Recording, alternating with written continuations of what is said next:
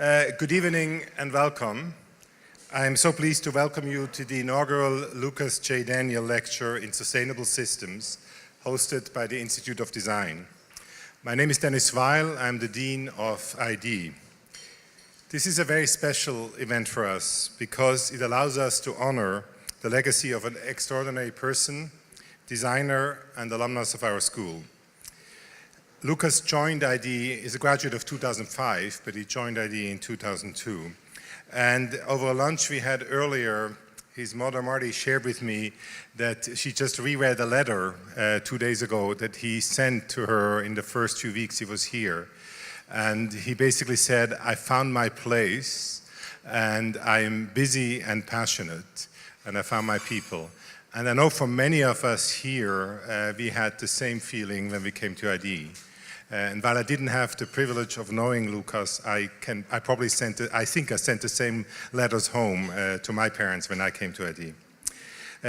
After Lukas graduated from ID, he joined Gravity Tank, where he was for 11 years, and built a food experience design practice which applied holistic, system-level thinking to food innovation. We are so honored to have this lecture endowed. I think the ID community was very saddened to learn of his passing in March 31st, 2017. And we honored that the family and the friends felt the way to celebrate his legacy is to thought leadership on sustainability and systems design. This was Lukas' passion, and his focus area while he was at ID.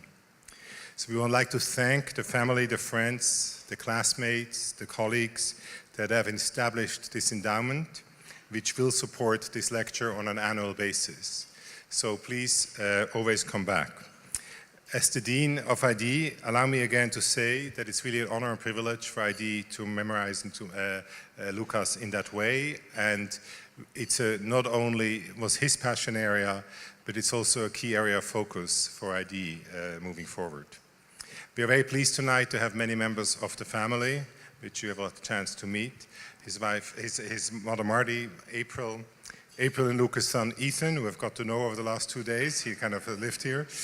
And Lukas' brothers and sister-in-law, John and Logan Daniel, they're also here.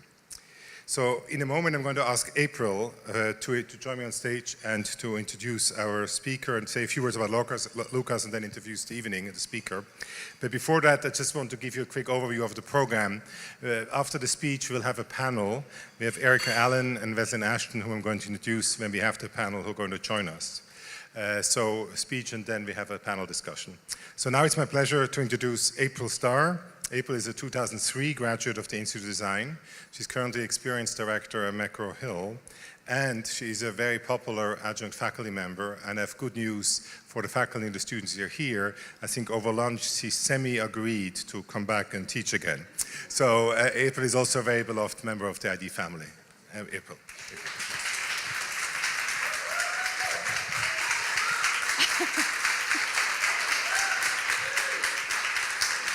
Thank you, Dennis. Now that you've publicly told everybody that I semi-agreed, I might actually have to agree. Hi, everybody. Thank you so much for coming. I want to say a few brief words about Lukas before introducing Will. Lukas passed away from a rare aggressive form of neuroendocrine cancer in March of 2017. And actually, sadly, tonight I heard about someone else's father who passed away from the same form of cancer. And I use the name neuroendocrine cancer because it's a really terrible cancer, and I'm trying to make everybody aware of it. For those that don't know, Lukas and I met at ID when I was in my second year and he was a foundation student. We immediately bonded over our passion for research and design. My background is in industrial design and his was in anthropology. When he entered ID, he knew he wanted to pursue sustainability. After studying Pacific Northwest American Indian culture at Berkeley, he gained a deep appreciation for the symbiotic relationship between people and the environment. Fun fact, Lukas pushed to attend sustainability classes at the business school before it was cool to take classes at the business school. And he even approached Patrick as a foundation student and insisted that the school have more of a focus area around sustainability. So that was back in 2002. So it's nice to finally be here and have a focus on sustainability. That said, sustainability, design thinking, systems design, experience design, human-centered design, innovation, whatever you want to call it. It's not about process or frameworks or tools. It's really a set of values. And those shared values bond us together at ID. And these values are that people are at the center of our work, both inside and outside organizations, that any kind of change, and we're in the business of change, has consequences, and we have an obligation as designers to understand the larger impact of our work and to create solutions that address these challenges responsibly. I was lucky enough to be Lucas's partner for 15 years. We pushed each other to do our best work and to do work with integrity. I hope this annual lectureship will be an inspiration and a reminder for all of us to do the same. I just want to say a quick thank you to everyone who organized the lecture. Of course, thank you to Dennis, thank you to John. There were a lot of people involved, so thank you to everybody. And especially thank you to Will, whose presence is especially meaningful because he knew and worked with Lukas. And so it's just really special that he agreed to be the first speaker. So without further ado, I will read Will's bio. Oh, I do. William Rosenzweig is a recipient of the 2010 Oslo Business for Peace Award. He is an internationally recognized entrepreneur, educator, and avid gardener. Will has spent over 25 years cultivating thriving startups while teaching and mentoring mission-driven entrepreneurs around the world. Will serves as a senior advisor to Generation Investment Management, a public and growth equity practice chaired by Al Gore. Will was founding CEO and Minister of Progress of the Republic of Tea and co-author of The Republic of Tea, How an Idea Becomes a Business, which was named one of the 100 best business books of all time. Will has served on the professional faculty of the Haas School of Business at UC Berkeley since 1999, where he is a social impact fellow. He currently leads Food Venture Lab, a cross-disciplinary graduate innovation course, and Edible Education 101 with Alice Waters. I want to take that. Will is also managing partner of Physic Ventures, sorry. I apologize. In 2015, Will founded and was named Dean of the Food Business School at the Culinary Institute of America, and in 2016, he was named one of 7 people shaping the future of food by Bon Appetit magazine. So, I mean, again, thank you so much, Will. The Berkeley connection, the connection to Lukas, and of course, the connection to food is just perfect. So thank you so much for being here.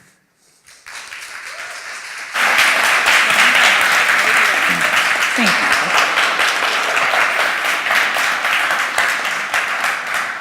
You know, I play the trumpet and I like playing jazz. I usually improvise in these situations, but in honor of Lukas and you, April, and you, Ethan, I composed something today. So I have my music stand. It may require a little sight reading, but I hope you'll bear with me. So thank you, Dean Weil, for having us here and for supporting this. It's really a great honor to be here tonight. I'm really grateful to the Institute of Design and the family and friends of Lukas Daniel for making this evening possible. As you know, tonight is dedicated to the special memory of Lukas's creativity, imagination, and his enduring positive impact and mojo. Lukas and I serendipitously came into each other's orbits a number of years ago, and we became fast friends, collaborators, and colleagues. We conspired to design and launch the Food Business School, which was intent on equipping innovative, cross-disciplinary leaders to transform the food system. We shared a vision of redesigning and changing something horribly broken into a beautiful, thriving, vibrant, healthy, and just food system. We shared a vision and deep respect for the value of eudaimonia, human flourishing. So as we begin, I'd like to share a poem by Rainer Maria Rilke to serve as an invocation for Lucas's spirit, courage, and many gifts. As once the winged energy of delight carried you over childhood's dark abysses, now beyond your own life, build the great arch of unimagined bridges. Wonders happen when we pass through the harshest danger, but only in a bright and purely granted achievement do we realize the wonder. To work with things in the indescribable is not too much for us. The pattern becomes more intricate and subtle, and being carried along is not enough. Now take your practiced powers and stretch them out across the chasm between two contradictions, because the God wants to know herself in you. I've often reflected on how it was that Lukas and I connected so quickly and meaningfully and became aligned and united in our work. Was it luck? Serendipity? Fate? The depth and synchronicity of connection we shared was rare. And as I've peered ever deeper into this question, I see a great web of interconnection and purpose. I knew Lukas to be quiet and humble, committed and energetic. He exuded bold courage and curiosity, and he had a genuine warmth and openness toward collaboration and results. He walked the visionary path with practical feet. He embraced systems-based solutions and worked on pressing challenges and opportunities in food. He was generous, open, and resourceful. He got shit done. He was a gift. So I won't take much of time this evening talking about the dire troubles our society and species and all species face at this treacherous moment in history. I'm afraid I've listened to Al Gore's Inconvenient Truth presentation more than a dozen times in person, and it's shaped me profoundly. Leave it be said that sometimes I wake up at night bereft for our children's generation and their children. I feel the urgency of this moment and the magnitude of the problems we've gotten ourselves into under my skin. These big issues, I know you know what I'm talking about, they keep me up at night. But after a bit of sleep, I somehow awaken refreshed, renewed, and hopeful, ready to focus on what is positive and possible against what seems like dire odds. So I'd like to spend some of the time together tonight thinking about hope and possibility, and I'll also share some of the ideas and examples about the skillful means I think are necessary to navigate from impending darkness back into the light. And we've got two wonderful guests to join us in conversation after this little discussion to build on that. I feel that we're urgently called to shift our mindsets and language and the present paradigm of stratified capitalism. We need to lead and invent solutions to suffocating challenges with new objectives, new teams, and new methodologies. I see a great possibility in our collective creative abilities to see, think, design, act, and manage complex systems. This was Lukas's specialty, and also the good work of the Institute of Design, to teach committed visionary doers to lead the way in the cultivation of sustainable systems. I've spent the better part of my career as a mission-driven entrepreneur and an early-stage, double bottom line venture investor, primarily focused in health and sustainability. I've started to help to grow several dozen new businesses, focused on one way or another on creating both financial returns in the marketplace and positive social and environmental impact in the society. I've always brought a respect for design as strategy and have also tried to elevate the value of aesthetic beauty in all the things I've done. I've worked to integrate shared vision, mission, and core values deep into the DNA of the organizations I've been a part of. Simultaneously, I've had the good fortune, as April mentioned, of being on the professional faculty at Berkeley, where I've taught social entrepreneurship for nearly 20 years. And as she mentioned recently, I've been leading this large undergraduate course called Edible Education 101 that aims to inspire students to become enlightened eaters by engaging them in a systems-level understanding of food and agriculture while helping them develop kind of an X-ray vision to peer through the opacity of the massive food industry. It's kind of ironic to have a class like this that's so focused on social justice in the business school, but that's Berkeley for you. This approach is combined with rigorous immersion in the study of personal ethics and corporate responsibility, where the students learn to understand how their individual and collective actions serve to either perpetuate the deep flaws in the food industry or serve to positively transform them.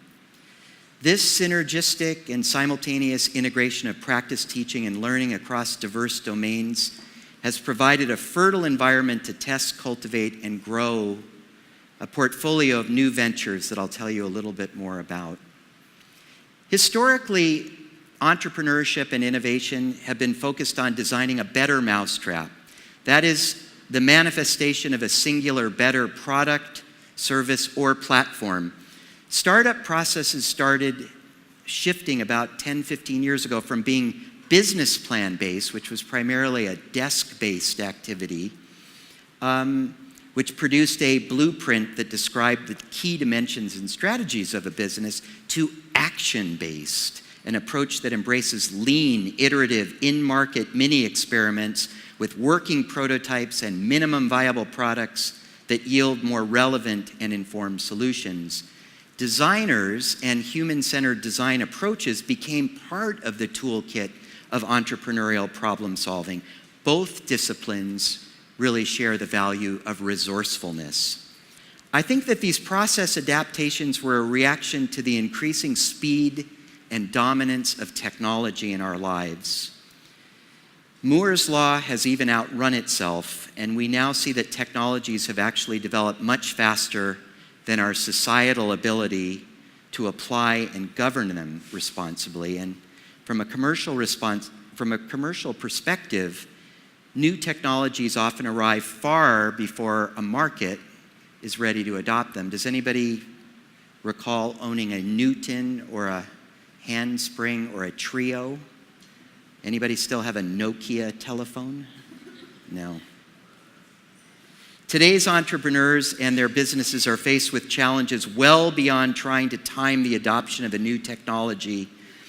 Doing well and doing good has unfortunately become a cliche, and even companies that claim to want to do no evil or change the world are fraught with the challenges of being designed and run and rewarded for singular outcomes, profit, and are organized more to avoid risks to that profit than to generate collective positive impact in the world.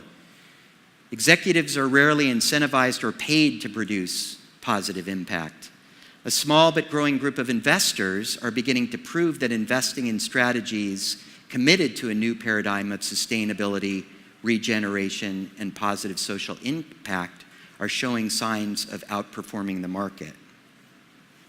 That said, artificial intelligence, robotics, CRISPR's tabletop gene editing, even the rampant manipulation of social media are now with us in ways that we just cannot fathom their influence or impacts for future generations. Technologies and many of the monopolistic corporations that enable and control them and us are moving faster and with greater influence than our societal and governmental constructs can anticipate. What's even more troublesome is that in our polarized polis, there's a lack of crucial shared ethical substrate across the culture and governmental leadership to guide proactive, thoughtful, and constructive debate. We've entered in an era of dramatic unintended consequences. In a quest for efficiency, convenience, and short-term profit, we find ourselves in the midst of man-made nightmares linked to the systems constructs of food, health, care, transportation. Just today, I received an email from a colleague showing me that I'm quoted at the end of a Fortune magazine article about Amazon's quest to dominate the food industry. And my quote says something like, "I find the values of speed, efficiency, and convenience inconsistent with a healthy and sustainable food system." So we have this collision of values taking place right now, and this is why it's even more important for those of you that are thinking about designing systems to really bring a sense of real ethical integrity to everything you do. The prevailing business mindset that we still work in is still pretty much the product of kind of Cartesian and Newtonian linear thought. And unfortunately, our culture continues to celebrate this outdated and inaccurate great man theory that entrepreneurs and business titans are singular forces of nature who change the world with their will. They make something better, cheaper, and more convenient and win in the marketplace. Move fast and break things is the current mantra of Silicon Valley. Go boldly with pride and ego. Scale is everything. Winner take all. An approach which creates enormous short-term wealth for a few and leaves the rest as long-term losers. Hopefully, we're very near the end of this era. So I'd like to share with you a vision for something I've been cultivating and working on. It's really the promise of systems entrepreneurship and innovation. I define systems entrepreneurship as an approach beyond the creation of a new product, service, or platform. Systems entrepreneurship is a form of enlightened leadership that coordinates and orchestrates the resources of a diverse ecosystem of shareholders, stakeholders to fulfill a shared vision of a brighter future. This requires new mental models, new language, new skill sets that align actions and resources to advance and transform the culture of business and society toward a sustainable system. This is what Lukas and I found entirely confounding, curious, and compelling, really, in our work. This approach relies on diverse, humble teams learning together, not outsized individuals grabbing the spotlight. It requires a redefinition of success from serving customers and stakeholders to include the broader community and the commons. It moves from short-term goals to long-term transformation. This is our world to shape.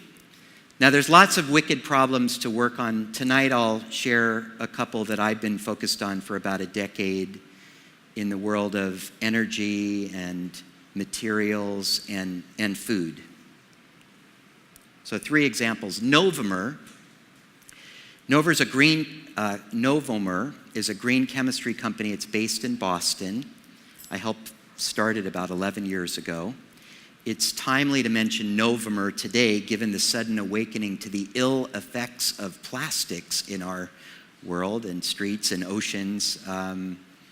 Plastic straws are about to be banned in New York City and elsewhere. I keep wondering why it took so long for this, and why weren't the unintended consequences of convenience and pleasure acknowledged and recognized sooner? But that's another story. So Novomer's a technology-driven company built on an innovation discovered by a Cornell professor and polymer chemist named Jeff Coates. It started really as the search for a better mousetrap. Jeff became a parent a number of years ago, and one evening while changing diapers, started to ask himself, what's this plastic liner in here and what's going to happen after we throw it in the trash? And he started thinking about the unintended consequences of raising his children with diapers that were effectively made of material that was everlasting. So he worried about this negative lasting consequence and set out to make a material that could replace the current plastic. And Novomer became the commercialization platform for Jeff's discovery. And what Novomer does is makes plastics it makes biodegradable plastics from renewable feedstocks like carbon dioxide and carbon monoxide and even bio-based feedstocks like corn. So this inherently reduces the gigantic climate impacts both in the air and in the ground that plastics are suffocating with. So these new materials are going to be game-changing. It's taken many years now to get to this point from a chemical composition on in a notebook to full-scale production. But here's where the mousetrap becomes a systems innovation. So as Novomer starts to work to set up its manufacturing capabilities, it requires a network of aligned partners to finance, build, and operate these large manufacturing facilities. So initially, Novomer's management team was focused on efficiency. Why don't we set up the first plant at an oil refinery where there's lots of CO and CO2, or at a cement plant where there's lots of carbon monoxide, and use that as a feedstock. This has some clear environmental benefits, but Novomer's entrepreneurial leadership began to widen their purview and started to explore approaches that could generate additional social value. So now Novomer is negotiating with the government of a country in Africa to build a 21st century manufacturing system, not just a plant, not just a chemical plant. And I see this as that as soon as an entrepreneur wakes up to their systematic responsibility, the whole game changes. So what's going to happen now is this plant will be located in a way that a lot of smallholder farmers will be able to move from subsistence to security and grow crops that supply a 21st century need. It's going to it's going to create a lot of new jobs. The first major customer for Novomer looks to be a large Scandinavian furniture company of 4 letters that has put sustainability at the core of its strategy. And so that company has also pledged to set up a manufacturing facility in this site. So you can see systematically how a better mousetrap ends up manifesting as a dramatically transformative community opportunity.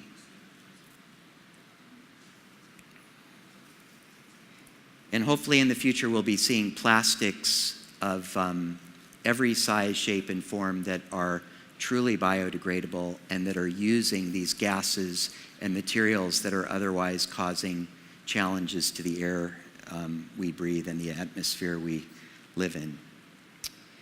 The second example I'd like to give you is a new one that comes from Chef Dan Barber, who's the purveyor, the proprietor of Blue Hill, the restaurants, and the author of The Third Plate, which is a really compelling manifesto for changing the way we eat. The third plate, as Dan envisions it, is a highly plant-forward diet that kind of relegates, it doesn't eliminate meat, but it kind of relegates meat to the condiment level of a meal. So the first plate was that big slab of meat surrounded by potatoes and a carrot. The second plate was that piece of meat surrounded by perhaps a few more carrots and broccoli that were locally produced and organically farmed. And the third plate sort of pushes that meat, knowing again what the environmental and health impacts of meat consumption are at the level that they are in the world and the growing need for them or growing appetite for them. So what Dan has done now is he's thinking about how do I change the food system as a chef through seeds. So he's just launched something called Row7 Seed Company. And he has worked for about 8 or 9 years with a system of collaborators, seed breeders, primarily at Cornell University, and farmers around the country to create a whole new selection of produce that can be deployed. Now, these plants are bred for deliciousness. And ironically, seeds historically have been bred for what? Size, production, shelf stability and appearance. Remember the flavor savor tomato that was just supposed to hold up and look beautiful but had no taste in its 3 weeks or 4 weeks to market?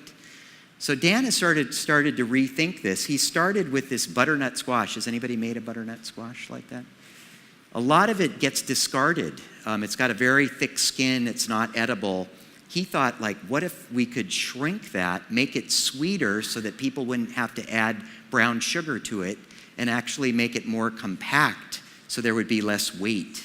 So this was just kind of, how does he think about doing this? And he's also created this amazing dish called rotation risotto. He realized that he was cherry picking the product off the farm, and that for the farmer to produce the products he needed sustainably, he had to grow all these cover crops, and those cover crops were just getting plowed back into the soil. But he started to think, what if I could take the grains and legumes from the cover crops? So this is rotation risotto, which I actually had the good fortune of tasting recently. So Row7's going to grow its and win its movement by stimulating and shaping local food systems to adopt new tastes, new foods, and new approaches to agriculture. It's certainly a sustainable solution. It's a revolution of sorts. Row7's manifesto calls for the democratization of deliciousness. Dan's vision is to scale this approach and create a long-term global movement of collaboration that changes people's tastes while serving the farmers and the farm's viability and vitality.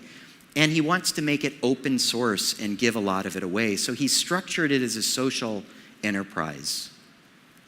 So to start a systems-based revolution, why not start with a seed? The final example I like to share is one that's near and dear to my heart. This is Revolution Foods, the nation's largest purveyor of healthy school lunches. It was actually started by 2 women who wrote the business plan for this in my class at Berkeley 11 years ago. I was sort of the midwife to this company. Kristen Richmond, who's there on the right, she actually went into labor in my office while we were discussing the term sheet for her first round of investment.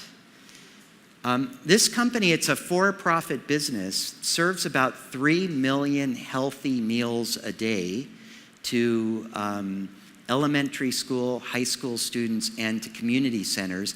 85% of the meals that are prepared reach underserved children who otherwise wouldn't have access to this quality food. They do this in a remarkable way of meeting the federal price standards, and they operate in over 30 cities through a network of proprietary culinary centers in 7 states now, and serve over 3 million meals a week. So everything about this business has been designed with thoughtful intention, from the kid-inspired, chef-crafted meals to the country's first natural food service supply chain. I always scratch my head to think that nobody had set up a natural food service supply chain before, but they did it. And they also bring education into the classroom and the lunchroom as they hire and develop their employees. They've actually been awarded a number of awards for developing the most inner city jobs in the country. So they're affecting communities in every which way. This is sort of what it looked like when they came in. This is when A lot of the big food service companies took over the lunchrooms because they said, oh, we'll give this away if you let us serve our soda. This is what it looks like now, and they've actually done a clinical study with the Harvard School of Public Health and Berkeley School of Public Health showing, and this isn't rocket science, but that kids that eat a healthy lunch actually do better in school. They get better grades, they have better outcomes, they miss less days of school. It's pretty remarkable. So Revolution Foods thinks about the how of everything they do. One of the most intriguing things they did too was they were able to create a syndicate of investors that includes both mainstream venture capitalists, like big name ones like Steve Case, but also foundations and family offices. And so they really have this unusually integrated set of investors who all align around the mission. So now Revolution Foods is really thinking about how do they change the system of communities through their food efforts. And this is just a little slide that I pulled from a recent board deck that I enjoy looking at, but they're really focused now. They went from, again, kind of a better mousetrap to the system of a community as being their focus of endeavor.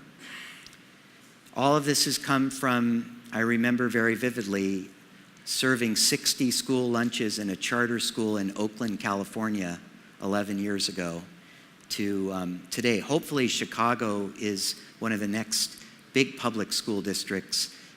Earlier last fall, they got going in Boston, which is really interesting what it takes to break into these public school districts. So we're going to get some help from our friends here in Chicago after this trip. So I thought I would kind of finish up with sharing a few ideas and principles that might encourage you to lead the way in systems entrepreneurship. So first, I encourage you to see the world in a dewdrop. Teach, learn, and practice systems seeing, thinking, and doing.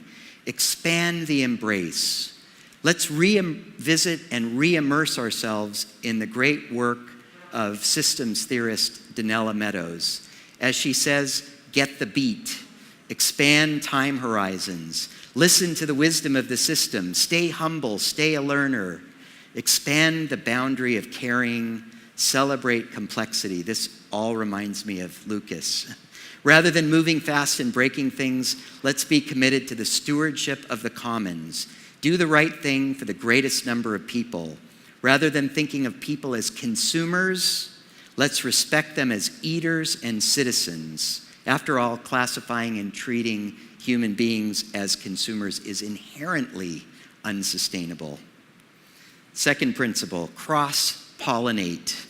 Forge uncommon partnerships and collaborations. Value and promote diversity. Listen, converse. Be busy, persistent, and patient. Third principle I've learned from. Articulate and align shared vision and values. Commit to long-term effort and outcomes. Guide and manage the inherent creative tension in complex relationships. Prioritize relationships over transactions. It takes 15 years to become an overnight success. Fourth, remove obstacles. Execute with intention and foresight and a proactive understanding of and responsibility for unintended consequences. Be resourceful. Design scenario plans. Make education and culture transformation an integral part of your mission and activity. Produce short-term measurable results that point toward enduring benefits. Fifth, engage and deploy enlightened long-term capital. Attract and partner with investors who are willing to take risks on sustainable solutions and who will take a long-term holistic view towards investing in this kind of value creation. Don't give up. You got to keep pressing them.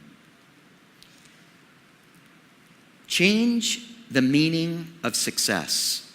Focus on happiness and fairness. Know the limits to growth. Know how much is enough. Lao Tzu said, "She who knows when enough is enough will always have enough." Be able to prove your point with passion and data. Promote eudaimonia as a measure of success. And finally, start with a seed. Henry David Thoreau said, "I have great faith in a seed. Convince me you have a seed there, and I am prepared to expect wonders." I think the most valuable preparation for becoming a systems entrepreneur might be found in the garden. I've designed and cultivated gardens for much of my life, resulting in a deep respect and appreciation for natural systems and the ways that everyone and everything are connected, even that which we do not commonly see. This was just the day before I left on this trip. This is the fruit of my labors. This is how I spend my time these days, with my hands in the dirt. Stomata, they're a great example. Stoma are the tiny valves on the surfaces of leaves. How many people know about that?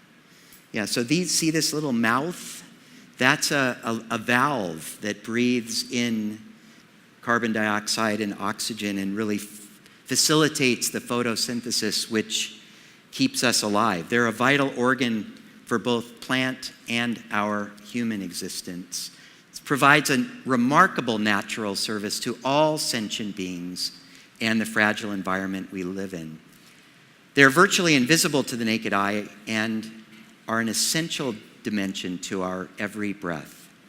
Gardeners honor the infinite interconnections of ecosystems. They think about how to establish, nurture, and cultivate the conditions that promote abundance and beauty and value.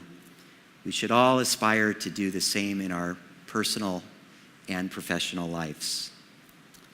So let us celebrate the enduring energy and spirit of Lukas Daniel, who breathed so much life and meaning into so many ideas, people, and possibilities.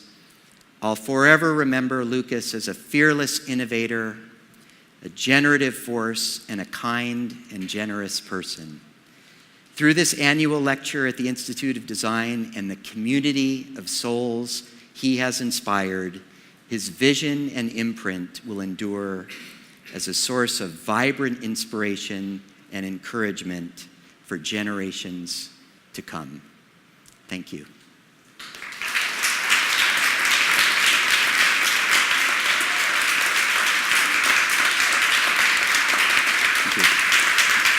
Thank you.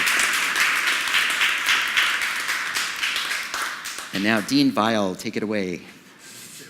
Yeah, I'm just going to put this over here.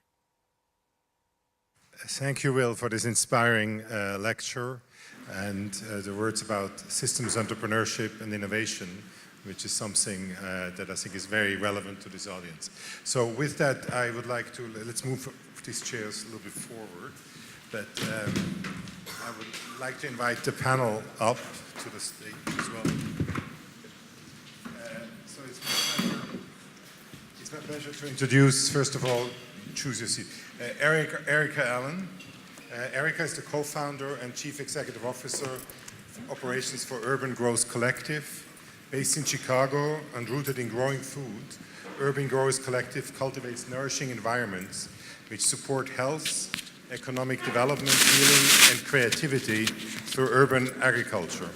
Erica served as commissioner for the Chicago Park District from 2012 to 17 and serves on the boards of Chicago Food Policy Action Council and Neighborspace, as well as a founding member of the Growing Food and Justice for All initiatives. Thank you, Erica, for joining the panel.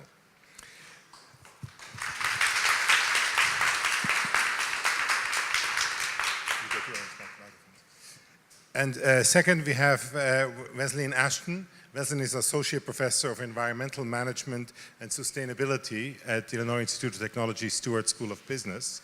Resin strives to develop business solutions to social and environmental challenges in low-income, underserved, and developing regions through research and teaching on industrial ecology, industrial symbiosis, and collaborative approaches to environmental management, as well as sustainability strategies for small and medium enterprises and new ventures. And Resin also co-teaches quite a bit with Carlos Teixeira and Andre, so we are starting to have quite a good partnership between business and design on this, again, very much in line with Lukas. So thank you for joining and for the panel. I think we would like to start with asking each of the two panelists to join to talk a little bit about the idea of systems entrepreneurship, the idea of collective positive impact and stewardship of commons, and how you are doing in your work, how you are approaching these new approaches and needed approaches. Erika, why don't we start with you? Okay, everybody turns to me first. Hi, everybody. This is a great honor to be part of this, so thank you. I'm the co-founder of a new collective, Urban Growers Collective. We're real mindful about the transition of another organization. It was kind of a seminal organization in the US and probably globally, Growing Power, that closed in the fall. That was founded by my father, but very much sort of like individual kind of focus, like the sort of hero, and then the figurehead, and then everybody else. And so we were really intentional, the team that has been doing the work in Chicago for the last 17 years, to establish it as a collective. It still is hierarchical, there's like roles and all that kind of stuff, but this idea of the individual versus the collective is a really interesting concept that is, I think, slowly integrating into how businesses are operating. We're seeing so many co-working spaces. People want to have relationships with their clients, with one another, with the environment, and how do you do that in a way that is monetizable? So my specific kind of entry point is around the healing therapeutic aspects of that, around equity and structural racism and white supremacy, and how that inhibits or can be harnessed to transform some of those gaps. And I particularly like the food system because it is incredibly complicated and really touches on all facets of, sort of a global system, economics. We all need food, the environment. It's a really intriguing, non-static system that is hard to control. Even though it's kind of controlled, it's still very hard to control. So that has always intrigued me, or at least for the last 20 years. And in Chicago is such a, I was talking to Will, it's such a gangster city. Like, we can kind of get away with some crazy stuff here. Even though it is very segregated and has a lot of social issues, we also can do some very innovative things. And so those are the things that, I actually wrote a bunch of notes. So I felt like I was in school in a very good way.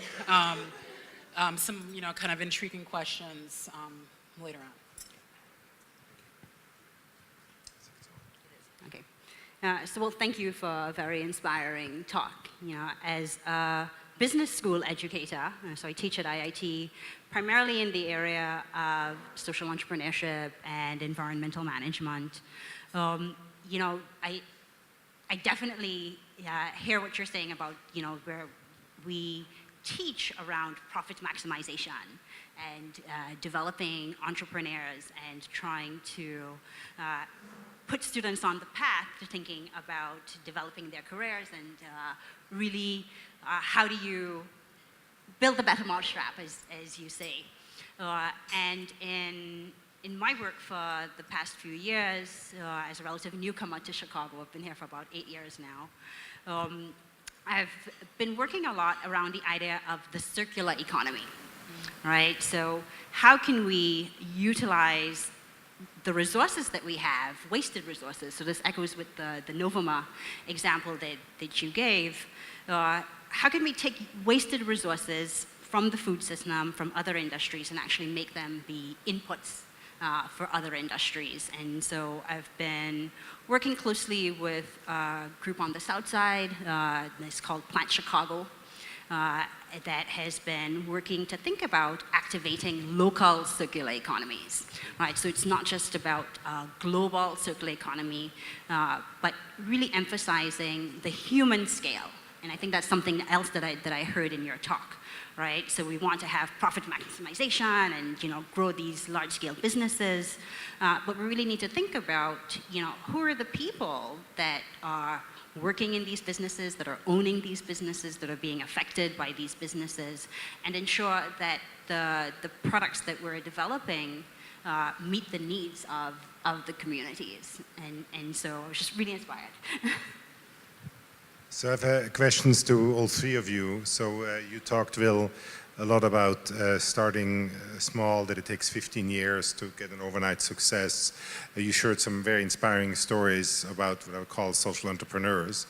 But when you started your talk, you also mentioned that you're very worried about the state of the environment and the state of the world. So thinking in terms of transformative impact, do we have enough time to let it grow through these things that take 15 years to serve 150 million, basically to start with social entrepreneurs versus changing the existing organizations that are at scale? Or do we need both approaches? I think we need both, and I think we're also in a rapid state of adaptation now. I mean, you look at people, well, I went to a dinner, I'll give you an example. I went to a dinner called Taste 2 Degrees. And this person was inspired to say, what will we be eating when the planet warms 2 degrees? And yeah, algae was, jellyfish was in there, wine from Tasmania. So things moving, you know. So I think we're in a state of adaptation, but I also think it's really important for us as human beings to think about in what environments and situations do we find ourselves most comfortable and productive, safest. I feel like this scale issue is something that's just become out of control. I think that there, you know, with population, densification, we have to really think about the kinds of environments and situations we set ourselves up for so we can retain our kind of creative identity. So I worry about, you know, losing that in this kind of massive change. I also worry about companies that have a lot of really good people in them. I know I have a lot of friends, good people, that work in effectively bad companies.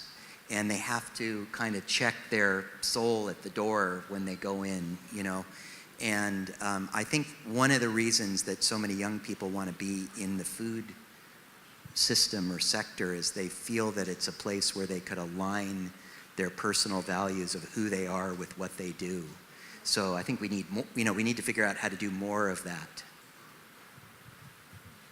Any thoughts, Eric or Wesley, on are these the systems entrepreneurs, are they going to be fast enough at scale to actually solve, to save kind of where we are at and save the planet and avoiding the ecological thing? I'm a firm believer in change and transformation. So I think that the question, it's a chicken-egg question. So I don't think it's as simple as sort of a linear, like these things are going to happen, and then if folks are able to come up with these better systems, it's going to, you know, kind of prevent this sort of inevitable climate change. I think the way that we adapt, I think it's happening. Like people are becoming more comfortable with, you know, cooperative work and living situations and downsizing and thinking through some of those natural adaptations that we have to make to be able to survive in a shifting climate, whether it's 2 degrees or 10 degrees. So I think that there's going to be some externalities that will help inform the new systems. And so, you know, the thing that I will consistently insert, and I have my whole life, is equity. Like, what does that mean for the folks who aren't in this room?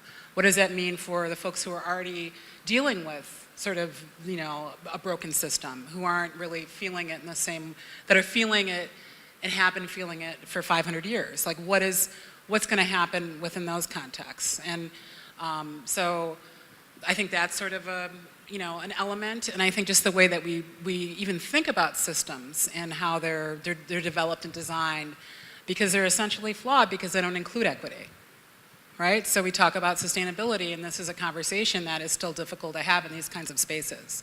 So I think until that happens, we can't, insert the environment or insert sort of these kind of other sort of like sustainable ideas without also addressing that.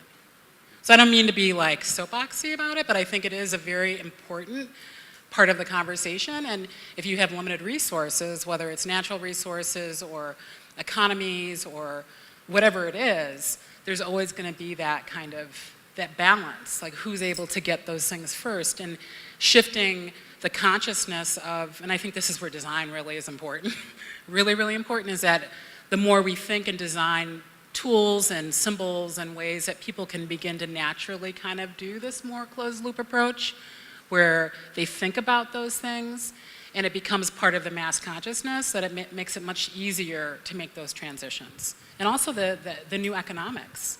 Like, I want to choose who I do business with. I don't care about being big, and I think this is where this next generation, they don't necessarily want to make $1 million, they just want to be happy. They want to like live near their friends, they want to like have a good life, and don't even want to think about money. And that's becoming, I think that is going to become a reality, that we become more codependent on our environment and one another. So I feel, you can either be an optimist or a pessimist in this situation. Will we be able to change fast enough? And I feel like the equity question is tremendously important. So I'm originally from the Caribbean, so island nations, right? We're the first climate refugees. And we are losing our land. We're losing space, and so we're forced to adapt a lot faster than some mainland areas.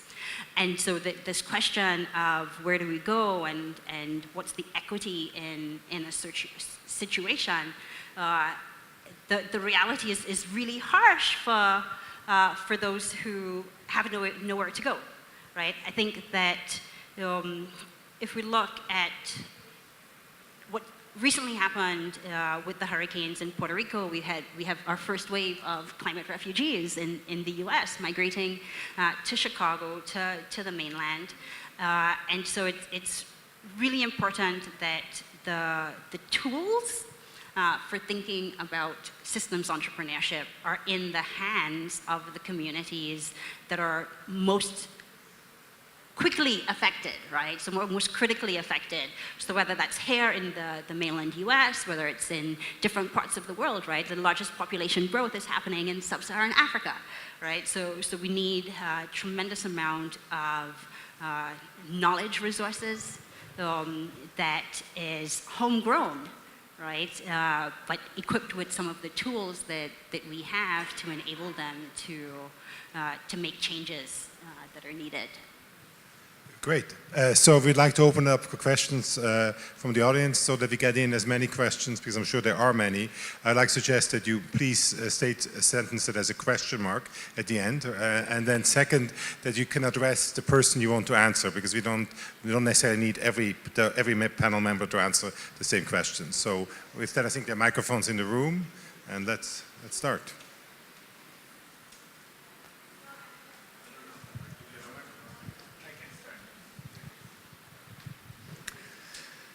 Hello. Thank you for the conversation. I think it's very inspiring, and it's hard for us to have 4 incredible people up in the stage and be able to interact with that directly. So my question is to you, Will. When you talk about systems entrepreneurship, how much of that entrepreneurship is thinking also about considering existing actions in the system? So how do you understand that systems entrepreneurship is not also starting from the scratch and building a whole new thing to change the system, but there's also opportunity for entrepreneurship given the challenges that we encounter today in social ecological systems? So I want to... Well, I think as I envision a systems entrepreneur, the team has a grasp and facility of a host of disciplines: public health, public policy, law, science, engineering.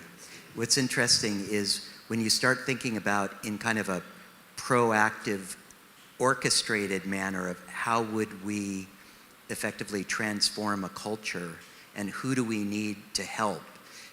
Typically now what a business does is it goes into business, it sets up its legal department, which is all about sort of protecting and mitigating risks. It's not really thinking about like, how do we have a positive impact? It's like, how do we not get caught? Or how do we abide by the laws? And then as it gets bigger and gets more money, it sets up a lobbying organization which effectively tries to change laws, again, that maximizes its profitability. So if you could imagine in systems entrepreneurship a different approach that says, actually we're going to work with regulations that, we're going to work with regulators, we're going to work with public health people. Actually, they're going to be on our team. They're not going to be external to our team, and they're going to be integral to our strategy and our effort. So I'm kind of envisioning that, and we're just starting to experiment with food right now. And you look at, you look at plant-based meat. Okay, so that's all the rage. But there's some problems with like calling plant-based foods meat. There's just an identity issue. There's like a big issue that these young Silicon Valley venture capital-backed businesses, they haven't really even thought about these issues of how do you have to kind of transform, actually establish the conditions for success. They're still in the mode of like, let's just go out and break it and people will follow. So I see this, if you could shift your mind from disruption to stewardship as a systems entrepreneur, and then embrace and embed these different disciplines, I think that's what I'm really interested in experimenting with now.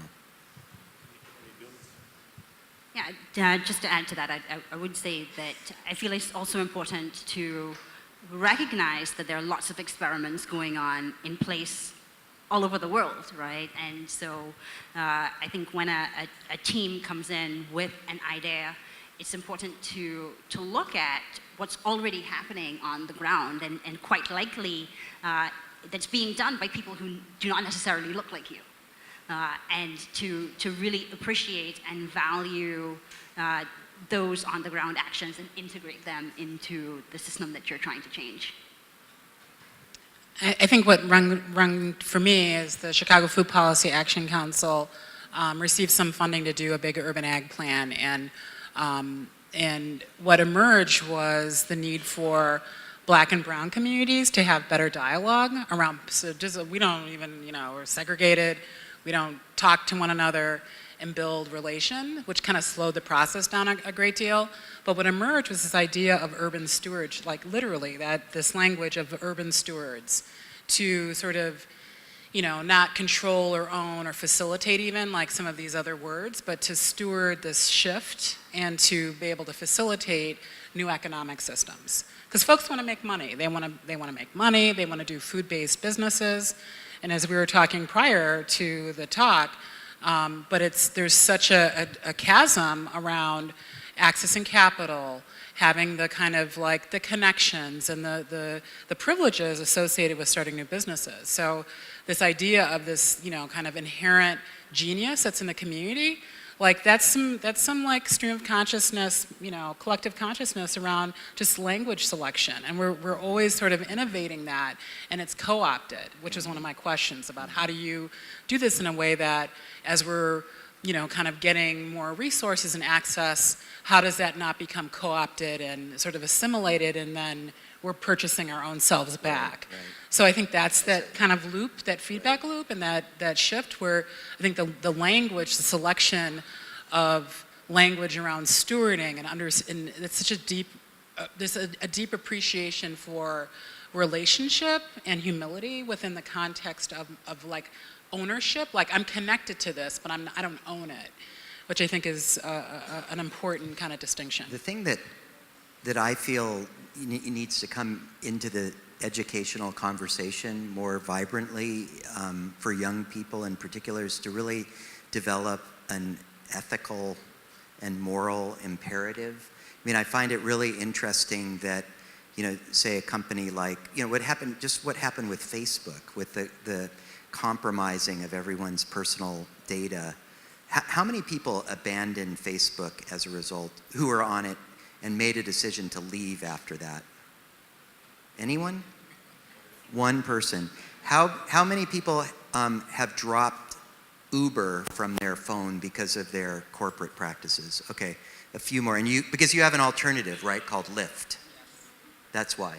Makes it easy. But, one of the things I think we have to appreciate is how co-opted we've all become in these monopolistic systems. And we have to kind of figure out how to take that stuff back. That's what really worries me, is that the infiltration of these big, systems that have a lot of data. So that's kind of what I'm working on. I want to run maybe you could do this at ID too. I want to run a hackathon with enterprising young people to think about how do you start a business today that doesn't involve Apple, Google, Amazon, or Facebook. I mean, I just would love to get the smartest minds thinking about that. How do you do that? How do we do that? Or are we just completely co-opted? Are we surrendering? That's what I worry about right now. Have we already surrendered our souls? Yeah. And then all the stuff that we want to do around equity, or we just have no control because somebody else is pulling the strings. I don't mean to get dark on the subject, but these are real issues. It pays to be next to the guy who holds the mic. It's a good advantage. Really interesting. This is all happening within a larger context. And perhaps my favorite book that I read last year was David Montgomery's Growing a Revolution, where he talks about the need for organic-ish agriculture, so no-till, cover crops, and rotation. And he goes organic-ish because many of the farmers, there's some awful statistic, but most farmers in the US don't own their land. So they're contractors, they're factory workers essentially. So they can't call the shots, and so they're going to plant whatever they're told to plant. So there's no control there. So when it is wonderful to talk about what you can do in a city and what you can do in your neighborhood, and that's great. But this larger system is going forward at an accelerating rate. Just talk a little bit about where this fits in, because scale matters and time matters. Well, it really fits in. Eric and I were just talking about our shared experience at the Stone Barns Center for Sustainable Agriculture, and they're really working with young farmers to try to help them understand how to be effective and successful. And I'm actually working with them now on a program to help them become more effective entrepreneurs and business people, and even how to negotiate that relationship with a landowner to give them the stability and security that they can do something organic-ish. So, and part of that work is really helping us eaters appreciate the value of what the farmer does, what their time and money is really worth. And historically, that's been pretty invisible. And as industrial agriculture has scaled up. So again, I think about, what I'm excited about what you're doing and what you described you're doing is how do you get this working at a community level where the community really says, I could go to Jewel Osco and get that, apple or that lettuce, but I'm actually going to go down there to that local market, that farmer's market, because I know the people that are growing it, and I know that my dollar goes to that family. Maybe that's an idealistic vision, but I feel like if we can get back to this sense of relationship and build on that and create this flourishment, there's hope for kind of regenerating those relationships. So it's really about the farmer and the scale of the ecosystem that they support. At Blue Hill, I was challenging them. It's why does all the produce just go to this high-end restaurant? Why doesn't it go to the school and the hospital? And, oh, well, we could do that. Again, so it was just we hadn't really thought of that. But it could be done. So again, I think it's a systems design opportunity that I think people are kind of eager to experiment with. I'm really optimistic about local agriculture. And I think that if we can free ourselves from the idea that food is supposed to be cheap, and that's a cultural expectation, I think we'll come a long way. We have 2 more questions. Thank you for your great remarks. Professor Rosenzweig, you mentioned point 5 about patient long-term capital.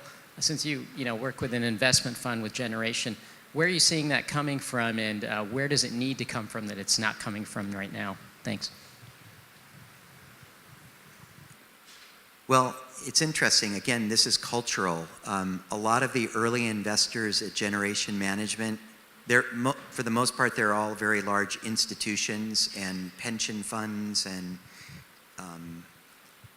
just guess what part of the world is probably the most forward-thinking in terms of investing this way? Scandinavia. Norway just divested of fossil fuels in their own portfolios, if you can believe it. But this community and culture, I was just at the Generation meeting. It was fascinating. One day I sat next to the woman who runs the foundation for the largest network of supermarkets in Norway. The next day I sat next to the woman that runs the Swedish pension fund. And the third day I sat next to the woman, they're all women who run these funds, who runs the money for the Church of Finland. And they're all progressive. They're like, no, we have to, we can't just like make returns over here polluting the earth or making people sick. We have to do this in an integrated way. So there's a tremendous amount of capital now flowing, and there's enough data showing that the funds that have done this thoughtfully over the last 10 years are actually outperforming the market. And that once that happens, then it's like systems change. There are new billion-dollar social impact funds that have been set up in the last year or two at Bain Capital and at TPG. So, whether that has the tinge of like what we used to call greenwashing when big companies started to say we're doing green stuff, I think there might be parts of that. But I'm very encouraged in that way. But it's going to take another generation. The thing with food, the thing with investing, these are generational issues. I would encourage any of you that have a 401k with the school or your company, or find out what's in it and then take a personal action. I feel like with the last thing I said, I feel like there's so much personal action that is just passive. And I feel like we're in an era where individuals acting collectively can actually make huge differences really quickly, especially in this country. So I'm encouraged about that. Make sure your own money, your own retirement funds are invested in a way that's consistent with your own values. Last question. Otherwise, I'm going to ask it. I have one actually. So the question for the last question is, given that we are at the Institute of Design and Lukas was from design driven, what is the unique role you think that designers can contribute in this collective? So to a certain extent, if you listen to Theaster Gates in Chicago with Rebuild, he actually describes that the new way of community organizing is, instead of, very similar to yours, instead of organizing to protect against something, to actually build something. And so to a certain extent, I'm wondering if designers are the new generation, new version of community organizers. But what is the unique role that you see that designers can contribute? I think designers can do two things. One is really create the visualization, the vivid visualization of what is possible in a, like I said, sort of visionary way with pragmatic steps to get there. Because I think once people see what's possible and then they get a taste of it, they're more likely to move toward it. And the other thing that I think designers can do is serve as almost like air traffic controllers. They can play a role. You know, an entrepreneur has to get out there and kind of fight and, you know, charge ahead and not take no for an answer. A designer can actually sort of take an active kind of meta level and help guide and connect and, you know, cajole in ways that they see the whole, they see the place that we want to get to, and they see how helping individuals and then getting out of the way, things can come together. And I'll go next. So I have the privilege of having worked a lot with folks from ID in the last 2 years or so. And I think one of the things that on a personal level, as an environmental scientist who's now working more with designers, that design has really influenced me in the way that I interact with my students, the projects that we undertake, and how we frame problems and approach problems. And so I feel like there's this role in educating other practitioners, other fields, to incorporate the design perspective. One of the things that we are working on is thinking about how to bring design tools more into the hands of practitioners. Right? So the folks who are in the field, community organizations who are doing urban gardens, doing urban agriculture, how can design help them to reframe the problems that they're facing and help develop solutions to the things that they are working on in a more systems-based, holistic way. So it's been tremendously beneficial for me to work with designers, and so I think there's a huge role for designers to play in this. So I think having worked with designers that didn't really understand the sort of like limitations of community-based entities or limited resource is always kind of like being able to translate between different worlds, right? So wayfinding at a very high level, which is I think this air traffic control, but wayfinding that is culturally appropriate, and to understand what is culturally appropriate can't be sort of a modification of what a designer's vision is of that community and what they want. So the kind of like the humility component, the understanding of, and I'll say it again, structural racism and privilege and how that manifests within those relationships, especially if your client is on a social change level, that takes time. Also sort of, you know, along the lines, you know, and it's very appropriate, of form follows function, of really being able to stay the course, that there is no quick fix, there's no quick like, we'll just do it like this and then it's done and everyone gets it. Like it takes such a long time to develop a relation, to develop iconography that's shared, to build new languages, to build new systems. So I think really like, I think for new designers especially is like having a trajectory in mind. Like you may start with, I'm gonna make something up, so it's a little abstract.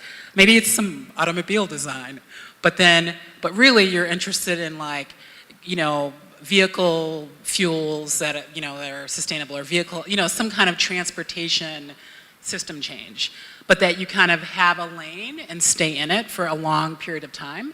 Like my work is like, I have some legitimacy because I've been doing this my whole life. Like I've been in Chicago for 30 years. I've been in the same space in a long, kind of consistently the same route, even though my disciplines have shifted.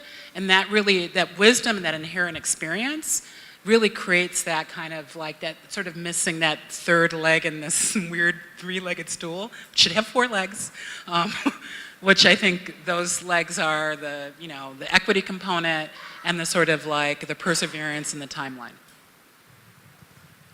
Great, wonderful. I would like to thank panelists, Erika Veslin, and I think we took notes. The directional design on wayfinding, I think, is a wonderful one.